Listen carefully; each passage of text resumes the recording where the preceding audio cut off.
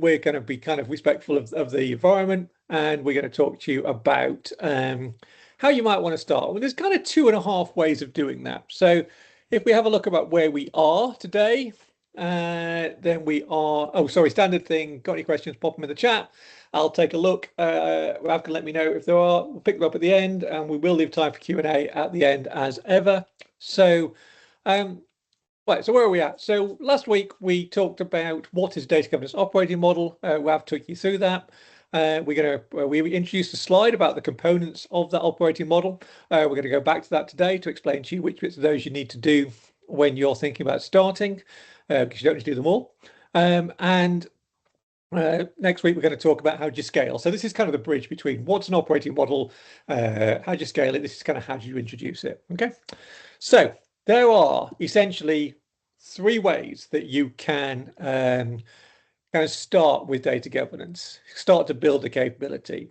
This does require kind of some sort of prerequisites, which we'll kind of touch on a little bit today, but we're going to talk about some more under common problems, which I think is in 2. So there are some prerequisites for whatever you do. We'll talk about those, but really this is the minimum that you can do. And what you're really trying to do is to create something that's kind of small enough or agile enough that you can make sure. Oh, I'm not on the slideshow.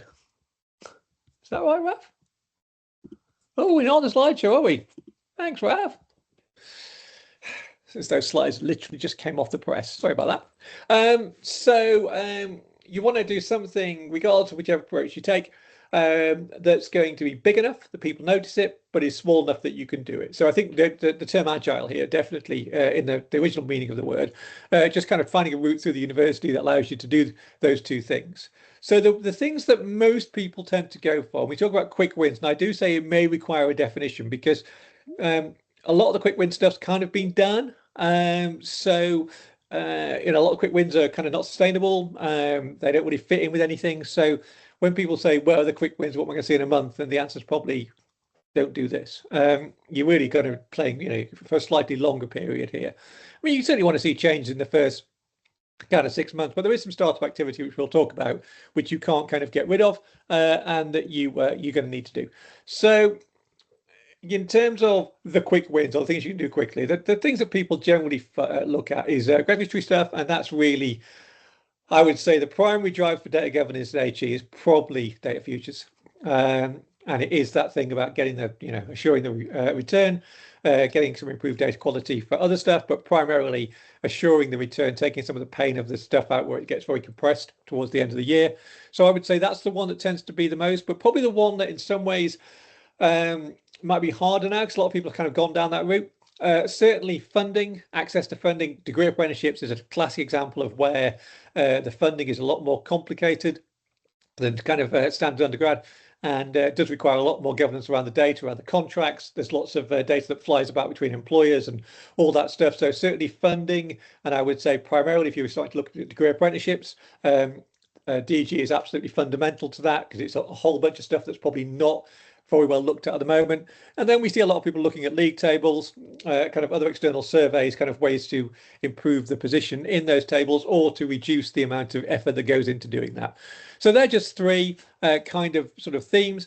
And then also people might just look at major business processes. So things like enrollment, anything that's got kind of a high transaction value. So lots of people get involved. We have to do timetabling. There's lots of rooms, lots of people, very complicated.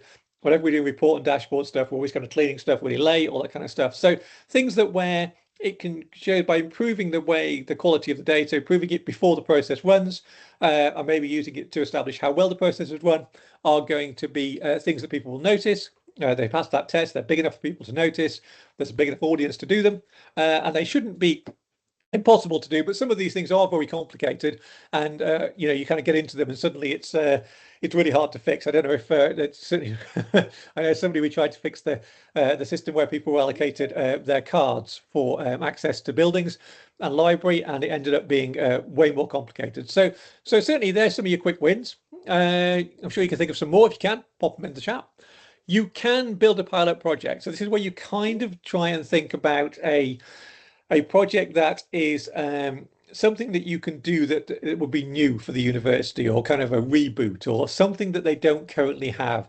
And again, the three things that we see most are kind of new things to use data for. So kind of MI, BI proof of concepts, learning analytics, maybe not. But even if you're doing stuff where people want to sort of kind of curate a data set for something new. And then so you can kind of create this data governance process to create some really good data for them to be successful. So it's a good one because people tend to kind of see the success very simply. I can't be successful without your help. Certainly, there's some stuff that sounds really boring, but can be really valuable. So an example of an operational one might be going into your finance system, consolidating all the JP Smiths, John Smiths into one, and then using that to create better discounts, for example. It doesn't sound that exciting, but it's nice because it's very reusable. So you're looking for that kind of stuff. So something that's new, or something that's going to fix a known problem, or go towards an outcome that somebody cares about. You want them to be short term. You want them to be measurable. Certainly, the second one can be very measurable.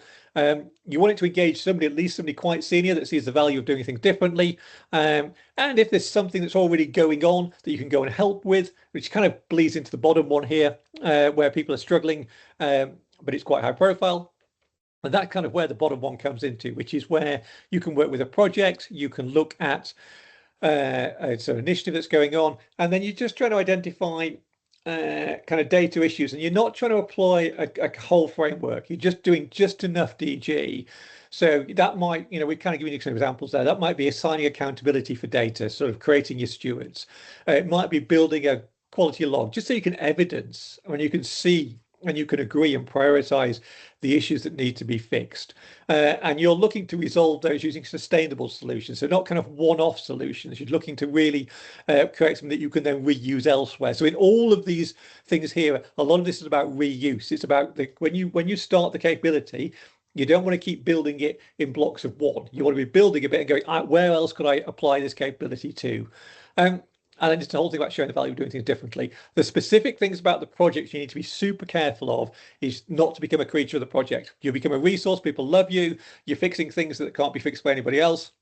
And then you're kind of working with all these people, the project finishes, and suddenly, you kind of finish with the project. You've not created your own space. You've not created this data governance capability that can be applied somewhere else.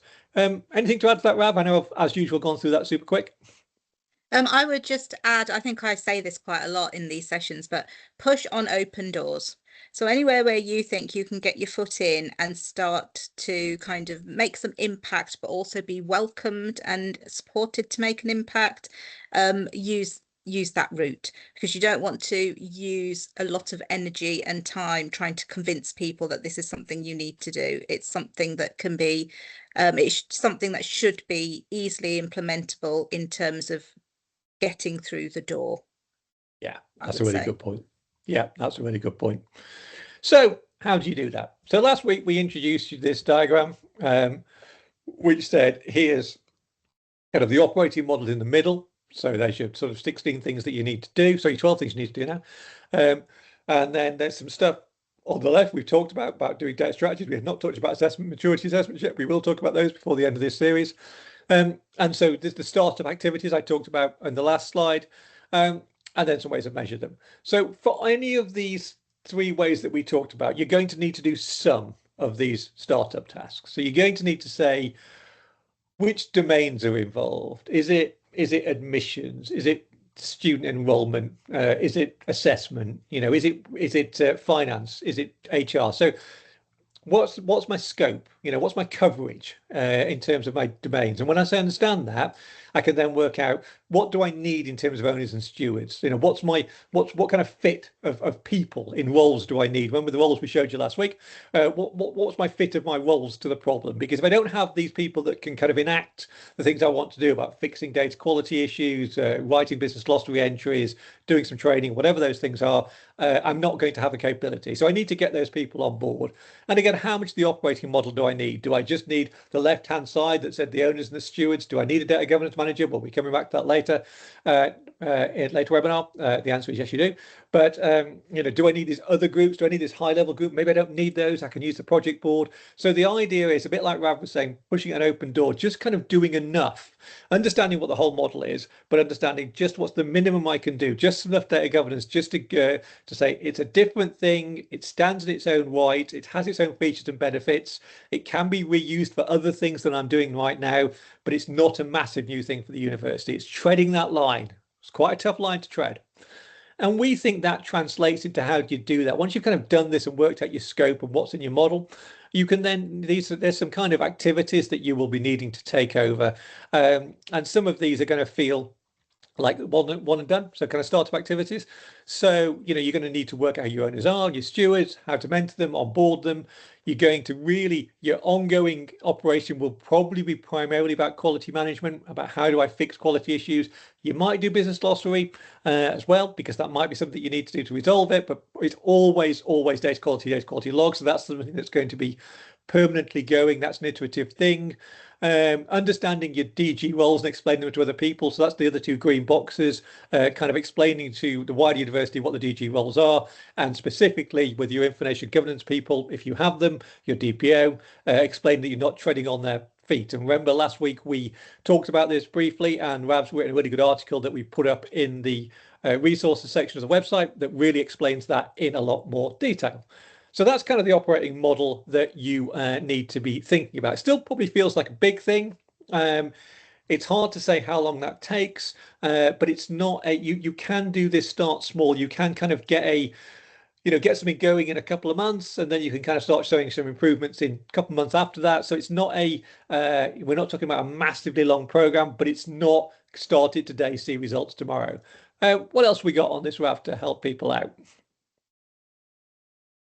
I would very much fall on the side of the fence of getting people to start to take responsibility for data is probably the number one step that I would advise in this framework.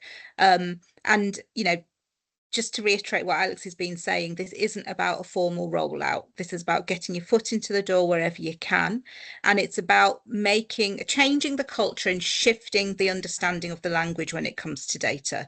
So I think we did speak about previously, some people really feel quite nervous about using the term data ownership, for example. But it might just be that you kind of need to revisit language a little bit and start to talk about data responsibilities and, who is it that is accountable for inputting data, that type of thing, so that you kind of maneuver around some of the walls that might come up where you are assigning people what might be perceived as brand new roles in managing or looking after and taking care of the data that they are already responsible for. So language is so very important, and no more so than at this stage where you are starting to kind of pilot some of the initiatives that you want to embed within the institution. But for me, any type of data governance framework or initiative, capability, whatever you want to call it, all comes down to people. So making sure you get the relationship right with key individuals, stakeholders, sponsors, senior leadership, etc., etc. Those are the roles that you most need to work with, and think about the language you use and make sure you bring them along with you. So we don't want to kind of have this done to people. We want it to be so cliche, but we want it to be, done holistically as a partnership, and we want to be kind of making sure that people see results and benefits as we go along. It's I think, Alex, you always used to say to me, didn't you, it's we're not policing, No. but it does feel like there's a hump to get over, and when you're just trying to start to try and turn the cogs of the culture and understanding why some of this is important, we don't want to jump straight into the deep end trying to do the hard sell. It's about getting the right people on board and just starting small. Yeah, I think so. I think just on that, that's a really good point. It's like, don't be dogmatic. Sometimes see people, we're not the information governance. We're not, it's not the ICO telling us what we have to do. If you try something and it doesn't work, try something else. Yeah. You kind of have to bury your ego with DG a little bit. You have to just kind of get people on board. And I think Rav's point there, So certainly I've worked, I can tell you an example of what I've worked with two different project managers. One completely got it from the start, was showing me the highlights issues in their project logs and saying you could help me here, here, and here. And I kind of built the capability around there. Another one saw me as a threat, the person that was going to report it to the board and say that the data was poor quality, it was her fault. And that was so they were two very different people. I think we were successful with both, but it did require me to sort of back off with the second one and say this is not about introducing a framework. It's not policing. That's what reminded me, Rav.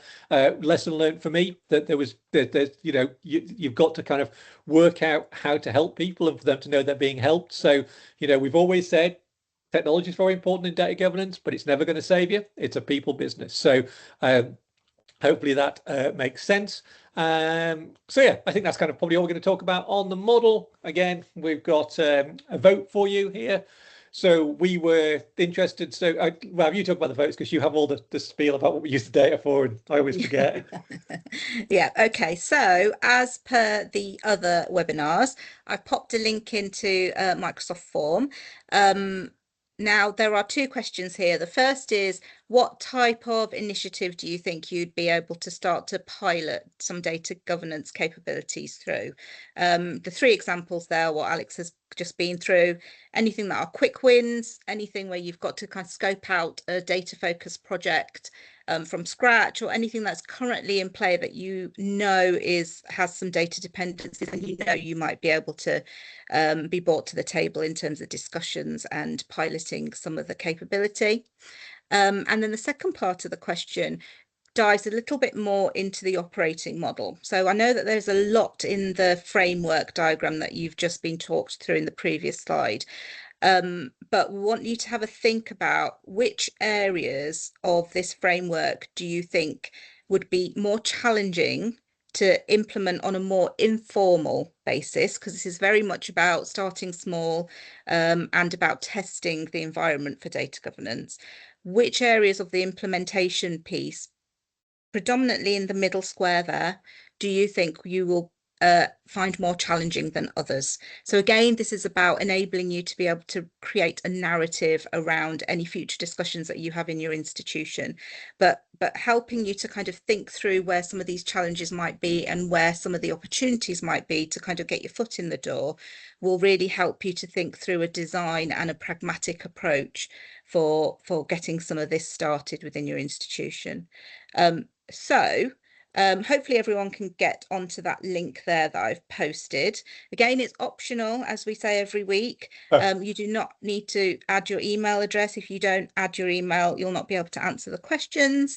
But for those that have, we will be sending all of the replies to all of these activities for all the webinars once we get to mid to end February. So you'll have a bit of a personalised view of your journey through these webinars. And it will, of course, kind of might fluctuate, but that's the good thing, because that means as you're learning more and understanding more, the way that you may want to approach things might change. But it's all kind of good feedback and good a record of what you've kind of experienced as you've gone through these things. But we'll certainly be circulating those for anybody that has submitted answers towards the end of February. Thanks, Rav. Yeah, and just a couple of points on that. It was what Rav just said. It was interesting when we put the slide back up last week for those of you who attended about whether you would go risk-based or all university or agile, and it had changed a lot from when we introduced it on the first slide. People were clearly feeling, we read it as people feeling more confident because they were going away from the risk-based and more towards the opportunity side. So that was a good thing to see. It's an example of what Rav was saying. And the other thing that I should have said on the previous slide was we've talked a lot about getting people on board, kind of what skills do you need for that? How do you kind of cut through some of the sort of the university politics and all that stuff? So we do have a whole section on how to manage stakeholders. I think it's 8, I can't remember which one it is. So we will be coming back to that, which is kind of what are the roles and how do you get people to buy into it? How do you get data owners to get excited, for example, about being a data owner? I think that might be on the next slide anyway, won't it? It'll kind of tell us what's coming up next. That's a good idea. Yes. So it's actually number 8. Yes. So it's number 8. So next time, which Rav will be helming because I'm not here, we're going to talk to you about common pitfalls. So there are, I guess it's here's things that we've done that we wouldn't recommend that you do. Is that what that is, Rav? We're scaling next week. Oh, we're scaling next week. It's like I've never read the slides. Right, sorry, thank you. I said that at the start, didn't I? So next week we're doing how do you take this small stuff that you've done and scale it? Because you can scale it two ways. Essentially, you can go more into a single or one or two domains, or you can go out. And then we're going to talk about common pitfalls. So Rob's doing scaling, and then we're doing senior management in number 8. Just very exciting. We're going to have a guest speaker in number 9. Just going to hold that there for you. We've got an interesting free tool coming up for the sector, which but we're not going to say anything more about that. But tune it for workshop 9 because exciting things are happening very soon. So I think that's probably about as done, other than to say, don't forget that there's stuff there for you to read, some books if you'd like to learn some more stuff we're talking about.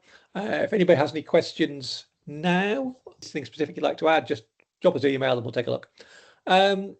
Okay, we're half past, probably time to let everybody have a late lunch or a cup of tea, and we will catch up with you next week. Thank you, everybody. Thank you all as ever. Bye-bye.